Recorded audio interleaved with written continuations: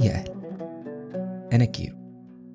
ودي الحلقة رقم 12 من بودكاست أفكار مع فنجان القهوة، البودكاست اللي هنحاول نلاقي فيه لحظات من السلام النفسي وسط دوشة الحياة. كل اللي مطلوب منك إنك تشرب قهوتك وتطبطب على روحك وتيجي معايا في رحلة تكون فيها أنت صديق قهوتي المقرب. وفي نهاية الحلقة هكون سعيد لو شاركتوني تعليقاتكم وأفكاركم للحلقات الجاية، وكمان على سبيل الدعم والحب هكون ممتن جدا لو قيمت البودكاست ده على منصة البودكاست اللي بتحب تسمع منها. قهوة سعيدة.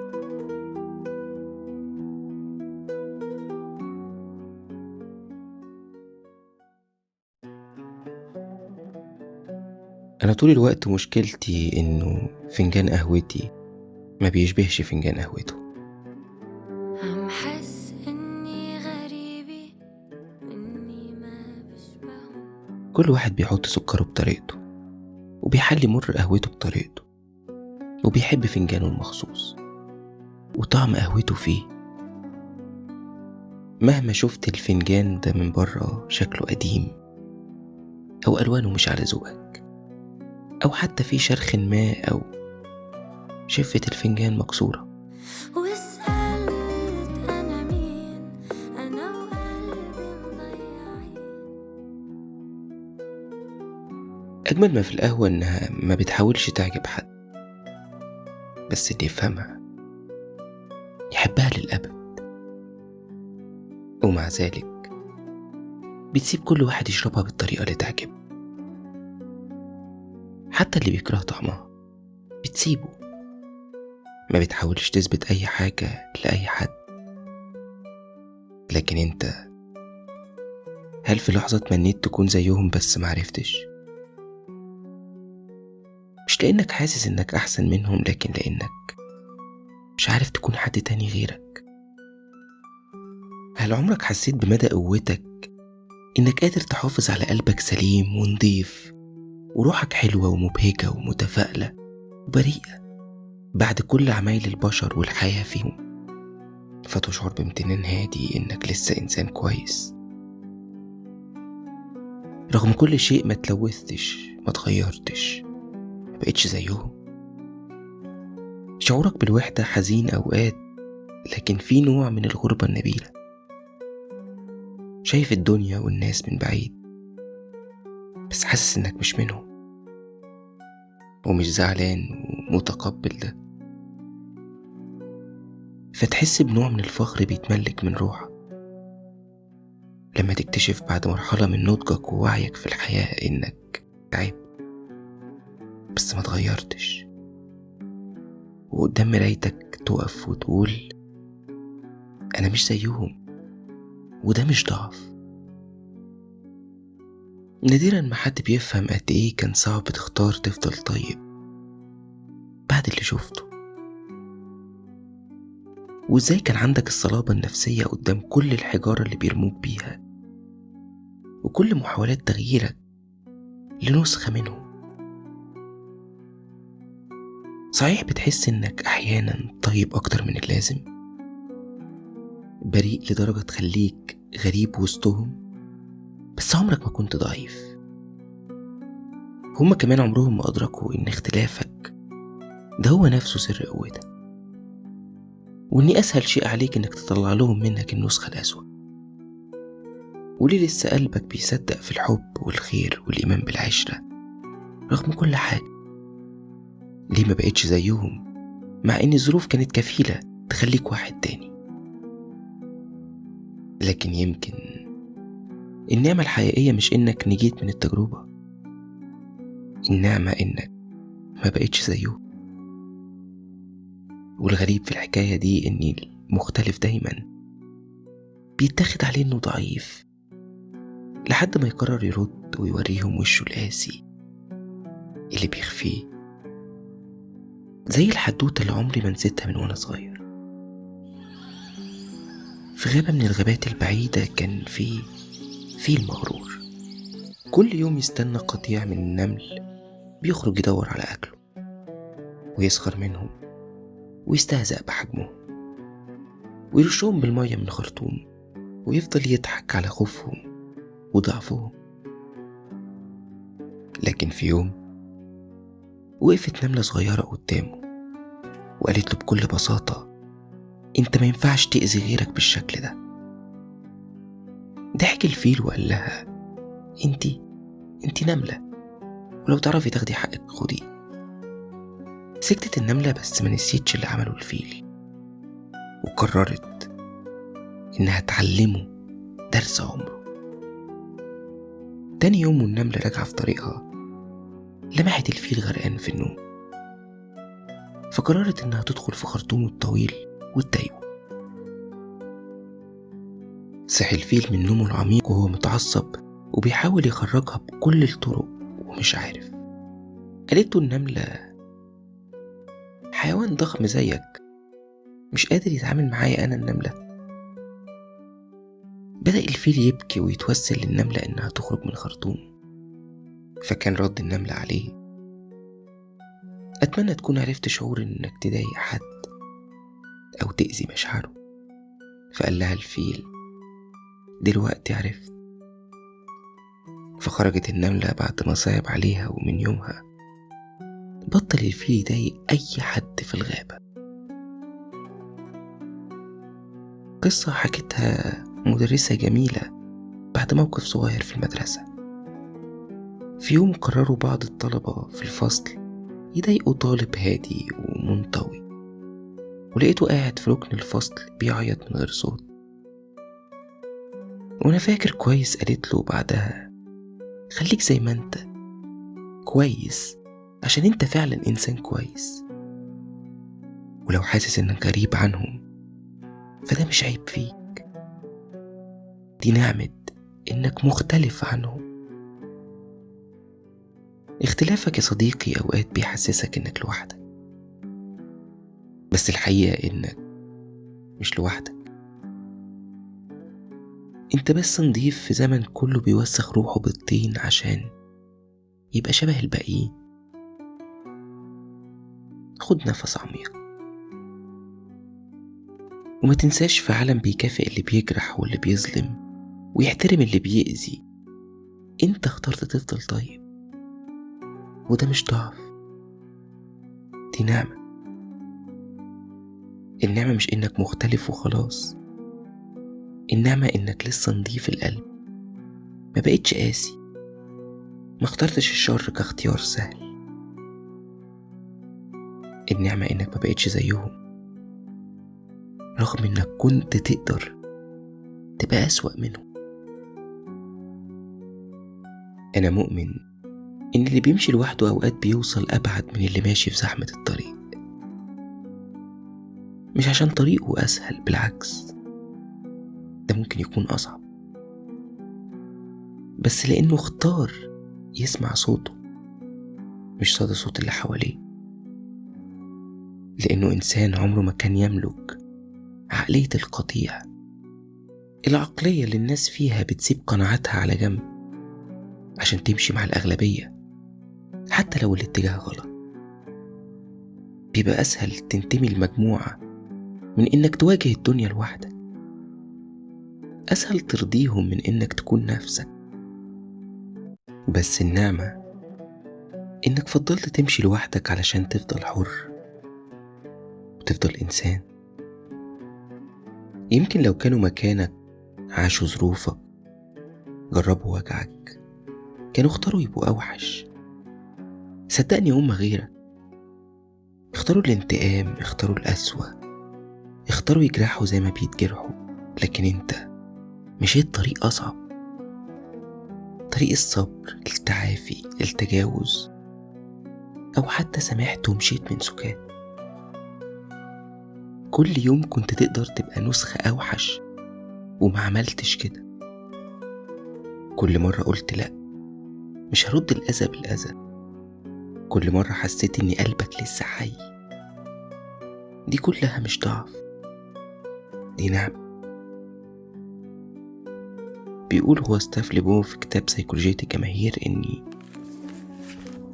الجماعة بتسمح للناس يبقوا أسوأ لكن اللي بيتمسك بقيمه وسط الزحمة هو اللي فعلا قوي. وبيقول الفرد في الجماعة بيصبح شيء أشبه بكائن بدائي بيتبع غريزته مش عقله. والقطيع ده يا صديقي بيصرخ في وشك وهو بيتهمك ساعات إنك طيب بزيادة، إنك حساس قوي، إنت اللي بتعقدها، إنت اللي مش عايز تبقى زينا، مش عايز تكون شبهنا. لكن يا صديقي كل اختلاف وله تمن، مفيش حاجة ببلاش. اختلافك ليه فاتورة ولازم هتدفعها. هيشككوك في روحك، هيتهموك انك شايف نفسك، هيشوفوك معقد. انت عارف انك كل ما كنت بترفض عدم احترامك او قلة تقديرك الناس هتقول عليك شخص صعب، مع انك بس كنت بتحاول تحافظ على كرامتك وانسانيتك. فتلاقي نفسك واقف في زاوية روحك بتسأل هو العيب فيا ولا فيهم؟ وتدفع الثمن شعور بالعزلة، تبقى موجود وسط ناس بس حاسس انك مش منهم، وفي الأغلب هم كمان مش شايفينك. مفيش حد هياخد باله حتى لما تتعب، لأنهم متعودين عليك قوي مختلف. الاختلاف ساعات بيكون تمنه الوحدة، بس الغريب إنك مازلت متمسك بيها. ما اخترتش تبقى مختلف علشان تبان ولا علشان يتلموا حواليك أو يمدحوا فيك. اخترت بس لما تبص في مرايتك تلاقي وشك الحقيقي مش المزيف. اخترت تفضل تحب نفسك حتى لو محدش حبك زي ما انت. حتى الحب ما بيبقاش سهل لما بتكون مختلف، لأنك بتحب بصدق، ما بتعرفش تلعب ولا تهزر في المشاعر، ما بتعرفش ترد متأخر عشان تتقل، ولا تسكت وما تعبرش عن اللي جواك حسب حسابات المكسب والخسارة. صعب يقدروا الناس اختلافك، وإنك لما بتحب بجد، لما بتهتم من قلبك، لما بتدي بكل ما فيك، ولما بتقرر تبعد كمان بتبعد بكل حتة فيك. وزي ما كان وجودك حقيقي غيابك برضو بيكون حقيقي. بتدفع تمن اختلافك عن الباقيين، ده أكيد. ناس هتبعد، وناس هتخاف من حقيقتك، وناس هتحاول تستغل اختلافك، وناس هتخوض في إنسانيتك ويحاكموك على اختلافك ده، وانت جوه قفص اتهامهم عمال تقول أنا مش زيهم. بس ده مش عيب، دي نعمة. يمكن مش دايما علاقتي بتنجح ولا مشاعري بتتفهم، بس أنا عمري ما خنت قلبي ولا زيفت مشاعري. في كتابه The Art of Being إريك فروم الفيلسوف المحلل الاجتماعي بيقسم طريقة حياة الإنسان لنموذجين أساسيين. الأول هو نمط الامتلاك أو to have، وهو نمط بيعتمد على التملك والسيطرة. أنا عندي فلوس، أنا عندي شهادة، أنا عندي شخص بيحبني، أنا عندي سلطة، معرفة، شهرة. في النمط ده الإنسان بيقيم نفسه والعالم من حواليه من خلال ما يملكه، وبالتالي لما يخسر أي شيء بيشعر إنه فقد قيمته أو ذاته. هو شخص بيعرف نفسه من بره من خلال أشياء ممكن تتغير أو تتسرق أو تنهار من حواليه. وده النمط اللي المجتمع الاستهلاكي بيشجعه طول الوقت. تكون ناجح لما تملك أكتر. النموذج التاني هو نمط الكينونة أو to be. هو نمط بيعتمد على الوجود الحقيقي، التجربة والمشاركة. بدل ما تقول أنا عندي حد يحبني، بتقول أنا بعرف أحب وأتحب. بدل ما تقول أنا عارف كل حاجة بتقول أنا عايش في الحياة بتعلم. بدل ما تقول الشخص ده ملكي أو بتاعي بتقول أنا بشارك حياتي مع الإنسان ده.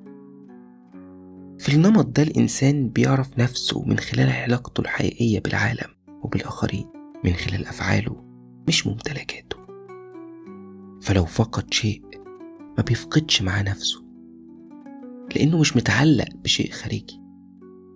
وبالتالي لسان حال الشخص المختلف بيقول أنا مش بحاول أكون زيهم عشان أملك قبولهم، أنا بحاول أكون نفسي عشان أعيش من غير ما أزور روحي.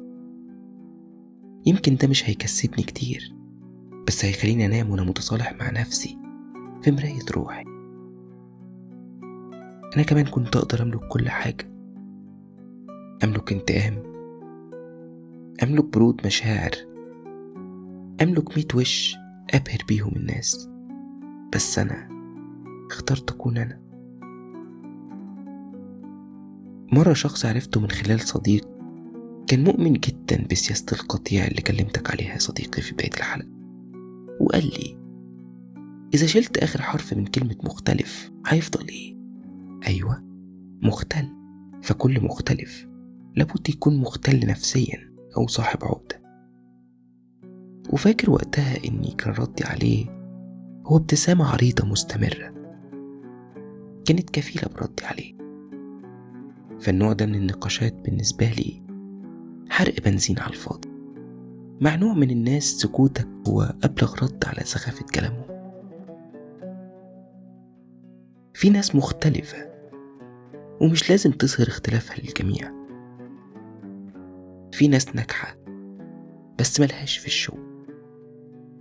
في ناس بتعرف تاخد حقها بس ملهاش في الأذى. في ناس بتتصرف بحرية بس عمرها ما بتيجي على حد. في ناس ربنا مديها حاجات كتير بس عمرهم ما بيستعرضوا. والمختلف مش دايما فاهم وواعي لاختلافه، أو إنه ساعات بيكون هو الناجي الأخير من حفلة تشوه اجتماعي، أو إنه اختار يفضل إنسان لكن مطالب إنه يدفع ده من وحدته وحيرته بينه وبين نفسه ودموعه اللي بتنزل بعيد عن عيون الآخرين وأحكامهم في أوقات كتير. قالت لي صديقة مرة أنا مش مختلف عشان أتميز عنهم، أنا مختلف عشان رفضت أبقى نسخة مش شبهي بس تعبت. أيوة الطيبة حلوة، النقاء عظيم، بس لما تفضل تحافظ على قلبك نظيف في وسط عالم كله بيحاول يوسخه بتدفع الثمن. تمنك مش دايما بيبان، وجروحك مش واضحة، ولا هي معارك مسجلة باسمي لو انتصرت فيها. فاتورة اختلافي فيها عزلة وغربة. وساعات في نص الليل بقوم أسأل نفسي هو العيب فيا ولا فيهم؟ هو أنا حساسة بزيادة ولا هم اللي جامدين زيادة عن اللزوم؟ كملت لي النقاش ده وقالت في حاجة محدش بيقولها عن المختلف، إنه بيتعب أكتر من الكل بس بيتكلم أقل من الكل، لأن المختلف مش دايما بيتفهم، ولما الناس ما بتفهمكش بيفسروك غلط. يقولوا عليك شايف نفسك غاوي دراما، معقد، غريب الأطوار، حساس بزيادة، مع إن كل الحكاية إنك بتحاول تفضل بني آدم حقيقي شبه نفسك مش شبه حد. أثرت فيا صديقتي دي جدا، وبعد نقاشنا وبعد ما سابت الباقي من قهوتها في الفنجان افتكرت جملة قالها دكتور أحمد خالد توفيق رحمة الله عليه: أشعر بالامتنان لكل شخص رائع في هذه الحياة، لمن لا يملكون الوقت لإيذاء غيرهم، والمنشغلون في ذواتهم، لمن يزرعون البهجة والفرح في قلوب من حولهم، لمن لديهم الكثير من الأحلام والطموحات على أمل تحقيقها.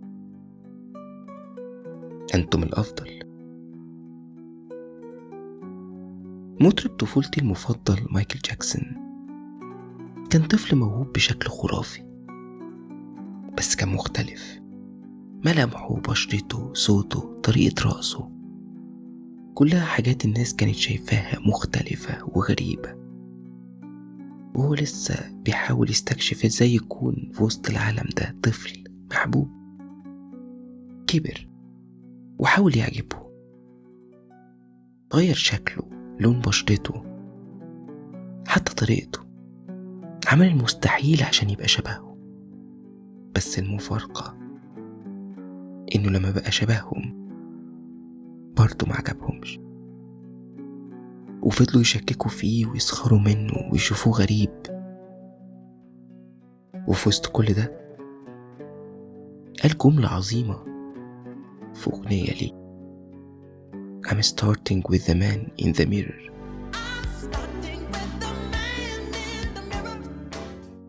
مايكل جاكسون صحيح اتغير من بره كتير،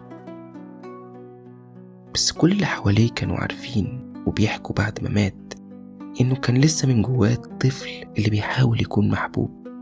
وده الدرس اللي علمهولي، وأعتقد علمه الناس كتير. لما تتغير عشان تعجبهم غالبا لا هتعجبهم ولا هتعجب نفسك.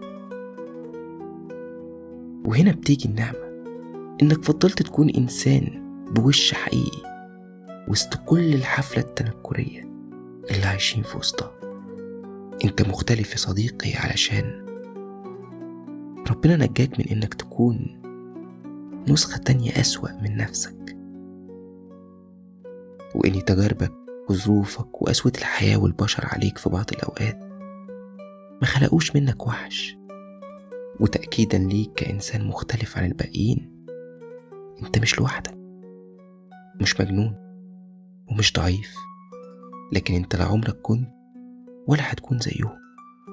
فأرجوك ما تحاولش ولا تندم.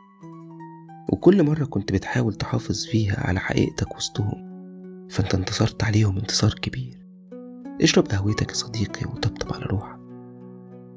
في ناس هتكرهك عشان انت بس مختلف عنهم، وشايفينك رافض تعيش حياتك بمعتقداتهم وأفكارهم وعاداتهم وتقاليدهم وتمشي زي ما المجتمع بيقول. والغريب إن نفس الناس دول من جواهم بيتمنوا جدا لو كان عندهم الشجاعة يعملوا زيك. لو مريت بتجارب صعبة ولسه قلبك بيحب، لسه بتصدق في الخير اللي في الناس، ولسه قادر تطبطب وتحن وتتفهم مشاعر اللي حواليك، فانت في نعمة محدش يقدر يقيسها. فاحمد ربنا زي ما قلت لك في البداية، مش بس انك نجيت من كل اللي مريت بيه، لكن احمده على نعمة انك ما بقيتش زيهم. ومع فنجان قهوتك اللي جاي افتكر كل اللي انت محتاجه في حياتك انك تفضل بني آدم حقيقي زي ما انت. أستاذنا أنيس منصور كان في كتاب تعالى نفكر معا بيوصف قد ايه أهمية ان الإنسان يرجع لروحه الأصلية عشان ما يتوهش منها في زحمة الحياة.